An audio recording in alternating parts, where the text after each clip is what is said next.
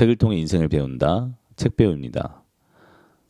오늘 소개해드릴 책은 멘탈의 연금술이라는 책입니다. 물론 이 책은 멘탈을 극복하고 성공합시다 라는 내용이라고도 볼 수 있지만 어느 정도 평균적인 삶을 살고자 하는 저에게도 꼭 필요한 부분인 것 같아서 읽게 되었습니다. 머릿말에서 쓰여 있는 글인데요. 보도 셰퍼 자신도 빚더미에 눌러있고 과체중이며 감정 기복이 심하고 끊임없이 염려하고 성공하리라 별 기대하지 않으며 언젠가 부자가 되리라고는 상상도 못한 청년이었다는 부분이 마치 저를 보는 것 같아서 이 책이 너무 확 끌렸습니다. 이 책을 선택한 이유는 저는 부자가 되고 싶은 마음도 없고 성공이란 단어에도 염증이 난 저이지만 무엇보다도 지금 나의 무너진 멘탈을 다시 찾고 예전처럼 무언가를 다시 도전하는 이전의 나로 돌아갈 수 있는 무언가가 필요했습니다. 사실 별 기대하지 않고 책을 읽어나갔습니다. 하지만 이 책은 단순히 멘탈 잡고 성공하세요가 아니라 그 이상의 것이 적혀져 있었습니다. 인생이 무엇이고 어떻게 살아야 하는지에 대한 기본적인 태도가 적혀져 있어서 저에겐 매우 유익한 책이었습니다. 평생을 못 만나볼 사람을 책을 통해서 이렇게 만나서 나에게 값진 조언을 해준다는 게 참 가치 있는 시간이었습니다. 시리에 빠져 계시나요? 이제 그만 포기하고 싶으신가요? 포기란 너무 달콤합니다. 그렇지만 그 전에 이 책을 한번 읽어보시길 추천드립니다. 총 3장으로 구성되어 있고 여러분들에게 들려드리고 싶은 인상적인 부분을 발췌해서 낭독해 드리려고 합니다. 보도체퍼가 지은 어떻게 한계를 넘어 기적을 만드는가 멘탈의 연금술 낭독 시작하겠습니다. 버티는 자가 이긴다. 강력한 멘탈을 가진 연금술사는 버티는 데 각별한 재능을 갖고 있다. 이는 진리다. 버티지 못하고 포기하는 사람은 성공할 수 없다. 하지만 여기 또 하나의 진리가 있다. 사람은 누구나 포기해버릴까 하는 생각을 한 번쯤은 해봤다는 것이다. 연금술사 또한 예외는 아니다. 따라서 포기해버릴까 하는 유혹에 빠지는 것은 인간이라면 지극히 당연한 일이다. 자책할 필요도 죄책감을 가질 필요도 없다. 당혹스럽거나 깜짝 놀랄 일도 아니다. 유혹에 빠지는 것, 망설이고 주저하는 것은 인간의 본성이다. 질문을 해보자. 당신은 언제 포기를 고민하는가? 처음에 품었던 기대치와 다른 상황에 놓일 때일 것이다. 그래서 몹시 실망스러울 때일 것이다. 모든 일이 더 빨리, 더 쉽게, 더 멋지게 진행되지 않았을 때일 것이다. 곰곰이 생각해보면 지금껏 당신이 포기해온 것들은 모두 이와 똑같은 패턴을 갖고 있을 것이다. 강력한 리더십의 소유자였던 윈스턴 처칠은 이렇게 말했다. 절대, 절대, 절대 포기하지 마라. 유감스럽게도 처칠의 이 유명하고도 열정적인 권유는 더 이상 21세기를 살아가는 우리의 가슴을 뜨겁게 달구지 못하는 것 같다. 무조건 포기하지 말라는 외침보다는 내가 만났던 연금술사들의 다음과 같은 제안이 포기의 유혹을 무력화하는 데 더 큰 도움이 될 것 같다. 버텨라. 그러면 기회가 찾아올 것이다. 세상에서 가장 어려운 일이 무엇일까? 이기는 것이다. 좀 더 정확히 말하면 예상대로 착착 진행되고 맞아떨어져 쉽게 이기는 것이다. 세상에 이보다 더 어려운 일이 있을까? 그래서 우리는 대부분 중도에 포기하고 주저앉는다. 분명 버티기는 포기보다 어렵다. 하지만 쉽게 이기는 것보다는 쉽다. 나아가 쉽고 빠르게 이긴 사람보다 버티면서 기회를 얻어 이긴 사람이 세상에 몇만 배는 더 많다. 성공한 셀럽들을 보라. 그들은 대부분 길고 긴 무명의 시간을 버텨낸 사람들이다. 전 세계에서 1000만 부 이상 판매된 나의 첫 책도 처음에는 57군데 출판사에서 거절을 당했다. 그 거절을 버티지 못했다면 난 작가로서 아무런 명예도 얻지 못했을 것이다. 마침내 승리의 인터뷰나 수상소감을 전하는 사람들의 80% 이상은 파란만장한 시간을 버텨낸 감격의 눈물을 보인다. 연금술사들은 말한다. 버티는 데 성공하는 것, 이것이 성공의 정의이고 진정한 승리다. 나는 지금 당신이 어떤 상황에 처해 있는지 알지 못한다. 어쩌면 당신은 포기하기 직전에 마지막으로 이 책을 집어들었을 수도 있다. 진심을 다해 당부한다. 버텨라. 포기하고 무대 뒤로 사라지면 다시는 무대에 설 기회를 얻을 수 없다. 이기려고 애쓰지 마라. 버티는 데 집중하라. 버티면 힘이 붙는다. 힘이 붙으면 이긴다. 여기서 포기할 것인가를 대신해 여기서 어떻게 버틸 것인가를 생각하라. 그것이 현명한 사람의 선택이다. 포기를 고민하는 것은 당신에게 상처를 주고 버티기를 궁리하는 것은 당신에게 답을 주기 때문이다. 래퍼 50센트 이야기. 세계적인 래퍼 50센트는 뒷골목 깡패였다. 마약을 팔며 어두운 거리를 어슬렁거리던 그는 어느 날 문득 더 이상 이렇게 사는 게 재미없다는 생각이 강렬하게 들었다. 그는 가수가 되겠노라 결심했다. 천부적인 래퍼였던 그는 데뷔하자마자 수많은 팬들을 확보했고 유명 음반사들이 계약서를 들고 그의 집 앞에 장사진을 쳤다. 그는 콜롬비아 레코드사와 계약을 맺고 1년 동안 앨범 준비를 했다. 하지만 앨범 발매를 불과 몇 주 앞둔 시점에서 살인청부업자가 그의 몸에 총알 9발을 쏘았다. 그중 한 발이 그의 턱을 관통했다. 탄환의 뾰족한 부분이 그의 혀에 박히는 바람에 겨우 죽음을 면했다. 콜롬비아사는 앨범 발매 작업을 중단하고는 50센트와의 계약을 해지했다. 다른 대형 음반사들도 그와의 계약을 원치 않았다. 계약 파기는 파산을 불러왔고 구사일생으로 목숨은 건졌지만 계속해서 살인청부업자에게 쫓기는 신세가 되었다. 쫓기는 내내 심각한 부상을 입었고 극심한 통증에 시달렸다. 사람들은 50센트가 끝났다고 생각했다. 조롱과 비웃음이 그의 귓전을 울렸다. 명색이 래퍼인데 포만나게 병원 침대에 누워 링건에 꽂고 있다고? 어이, 그냥 킬러의 총에 장렬히 전사하는 게 더 멋지겠는걸? 스스로 목숨을 끊어도 하나도 이상할 것이 없는 상황이었다. 하지만 50센트는 래퍼인 동시에 연금술사이기도 했다. 멘탈 연금술을 내면화하고 있었다. 그는 스스로에게 이렇게 물었다. 어두운 뒷골목으로 돌아갈 것인가? 대답은 단연코 아니였다. 그는 다시 물었다. 뒷골목으로 돌아갈 수 없다면 어떻게 해야 할 것인가? 이런 비참한 상황을 극적으로 바꿔놓으려면 무엇을 해야 하는가? 50센트는 몇 달 동안 친구의 집에 집거하며 이 질문에 대한 답을 찾았다. 그러고는 다시 음악을 시작했다. 총알의 미세한 파편들이 혓바닥 곳곳에 아직 남아있었기에 새로 랩을 시작한 그의 목소리는 거칠고 탁한 소리로 완전히 변해 있었다. 입을 조금만 움직여도 통증이 심했기 때문에 그는 예전보다 느린 속도로 랩을 해야만 했다. 기존의 발성을 버리는 대신 쇳소리가 나는 음색을 전화위복의 기회로 삼을 결심을 했다. 속도는 느리지만 우울한 회색빛 도시의 밤거리의 모습을 생생하게 담은 거칠고 혹독하고 긴박감 넘치는 랩을 피나게 연습했다. 여전히 살해 위협이 존재하는 상황이었음에도 그는 자신의 랩을 가지고 직접 거리로 나섰다. 그의 목소리에서 느껴지는 분노와 거친 악기 사운드는 길거리 젊은이들 사이에서 뜨거운 반향을 일으켰다.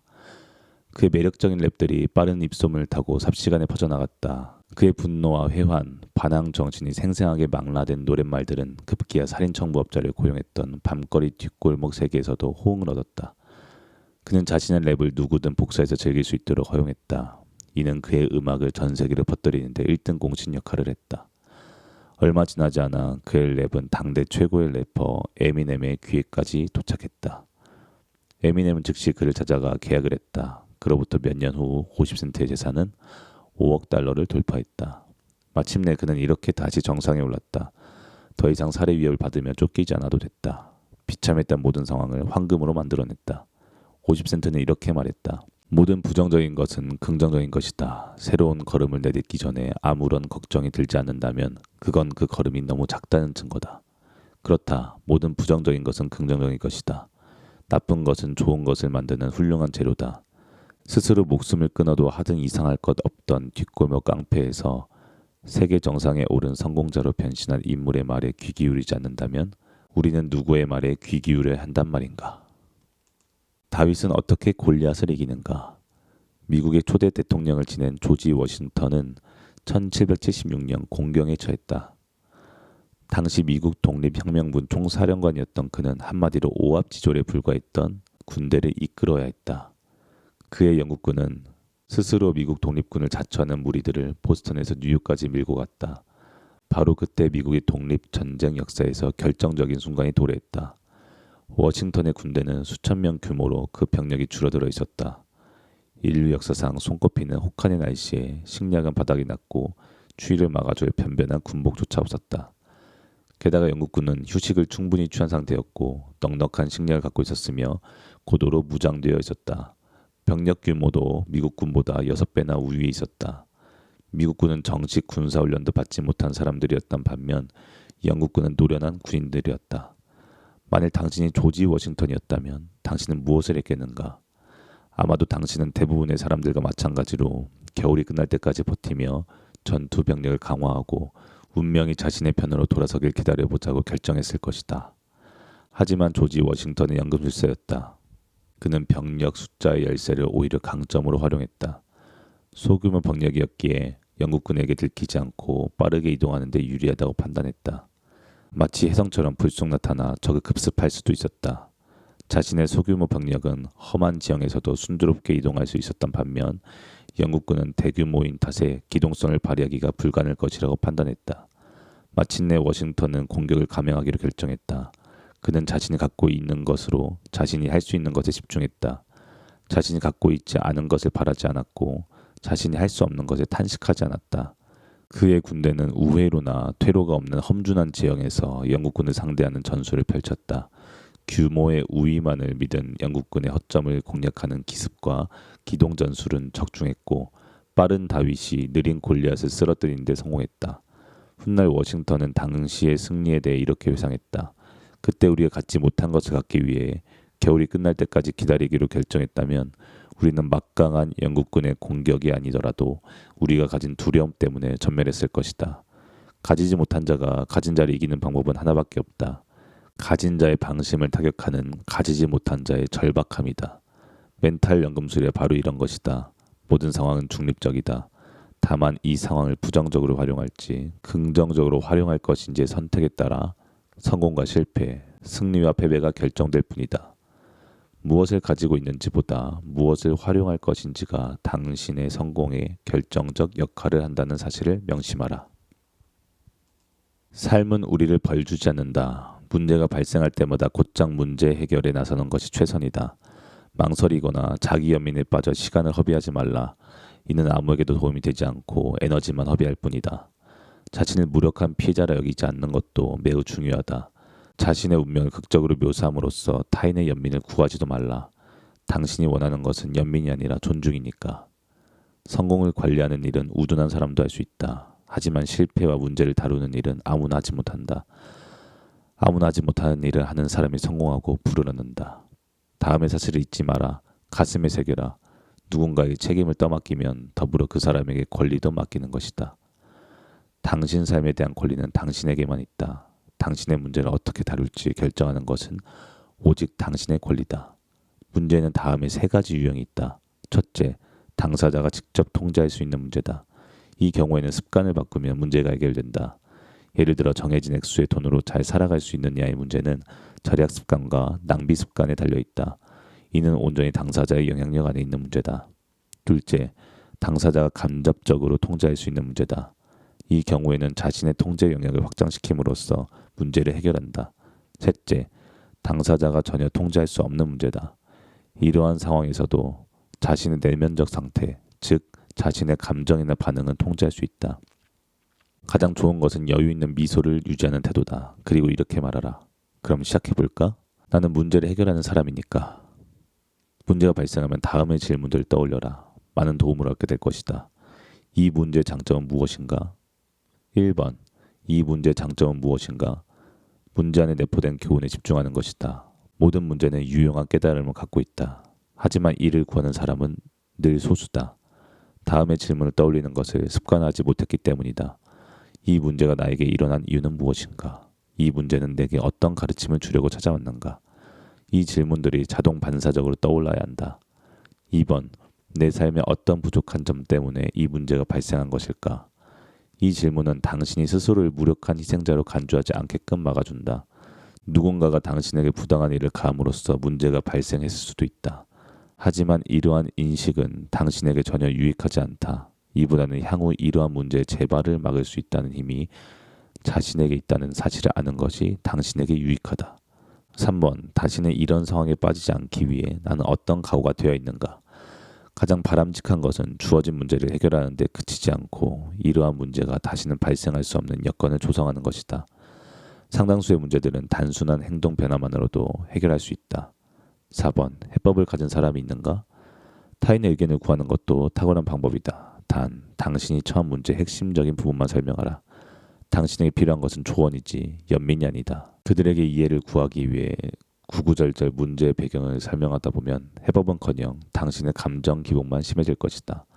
5번. 어떤 해법이 최선인가? 과거에 집착하지 말라. 과거는 더 이상 바꿀 수 없다. 화를 내봐도 당신에게 별다른 도움이 되지 않는다. 해법에 집중함으로써 미래를 바라보라. 6번. 어떻게 하면 즐거운 마음으로 문제를 극복할 수 있을까? 여러 가지 문제로 힘든 상황에서는 자신의 진정한 가치를 잊기 쉽다. 모든 문제를 해결하고 난 뒤에 삶을 즐기겠노라 마음먹은 사람은 지금 이 순간의 즐거움을 누리지 못한다. 살다 보면 흔히 다양한 난관이 꼬리를 물고 나타난다. 삶이 원래 그렇다. 힘겨운 상황에서 아무렇지도 않은 듯 밝게 웃고 즐겁게 지내면 사람들로부터 무딘 사람 혹은 감수성이 떨어지는 사람이라고 비난을 받을 수도 있다. 하지만 따지고 보면 이러한 비난 뒤에는 자신에게 주어진 문제들을 능숙하게 다루는 당신에 대한 질투심이 담겨져 있다. 왜 또 나야? 왜 항상 나한테만 이런 일이 생기는 거지? 때때로 삶이 나에게만 특정한 시그널을 보내주는 것 같을 때가 있다. 내가 그 시그널에 숨겨진 교훈을 제대로 이해할 때까지 삶은 계속해서 동일한 시그널을 보낸다. 어떤 일이 반복적으로 나타난다는 느낌이 들 때는 변화를 시도할 때가 왔다는 신호다. 이사를 할 수도 있고 이직을 고려해 볼 수도 있다. 지금 만나고 있는 사람들과의 관계 재정립도 숙고해 볼 수 있다. 하필 나에게만 일어나는 일은 없다. 그럼에도 우리는 대부분 자신을 불운의 아이콘으로 포지셔닝하지 못해 안달복달할 사람처럼 행동한다. 지금 이 순간에도 지구상 모든 존재가 하필 왜 나야? 라고 외치고 있다. 그러니 초조해하거나 괴로워할 필요 없다. 문제를 피하지 말고 문제에서 빠져나오기 위한 변화를 모색하면 계속 찾아들었던 시그널들이 어느 순간 사라졌음을 알게 될 것이다. 연금술사들은 말한다. 삶은 우리를 벌주지 않는다. 다만 우리를 가르칠 뿐이다. 그렇다. 모든 것에는 의미가 있다. 종종 그 의미를 한눈에 알아보기 힘든 경우가 생기는데 이것이 곧 우리가 고통, 시련, 갈등, 난관, 문제라고 부르는 것들이다. 어떤 특정한 시점에 우리의 시야를 가리는 베일을 벗게 되면 우리에게 무엇이 부족한지 확실하게 보인다. 공감력이나 분별력, 주변 사람들에 대한 책임감, 마음의 평안 등등이 우리에게 부족했음을 깨닫게 된다. 해법은 우리가 무엇이 부족한지를 알게 되면 자연스럽게 나타난다. 해법이 나타나면 문제는 너무나 당연하게도 사라진다. 문제를 무엇이 부족한지 모색하라는 시그널로 받아들이면 우리의 삶은 현명해진다. 삶은 늘 고통스럽다. 현실에 안주하고자 하는 인간의 본성 때문이다. 새로운 변화와 도전을 싫어하기 때문이다. 세계적인 금융 전문가 로버트 기요사키는 이렇게 말했다. 불가능 것에 접근하는 사람에게는 경쟁자가 없다. 모두가 현실에 안주하고자 할 때, 모두가 변화와 도전을 꺼려할 때 이에 접근하는 사람에게는 경쟁자가 없다. 경쟁자가 없어 독주하는 승자가 된다. 내가 만난 멘탈의 연금술사들은 이렇게 말했다. 문제를 하나하나 해결해 나간다 해도 삶은 결코 수월하지 않을 것이다. 다만 당신은 점점 이기기 어려운 상대가 될 것이다. 삶은 결코 만만해지지 않는다. 유일한 성공 전략은 당신이 점점 강해지는 것이다.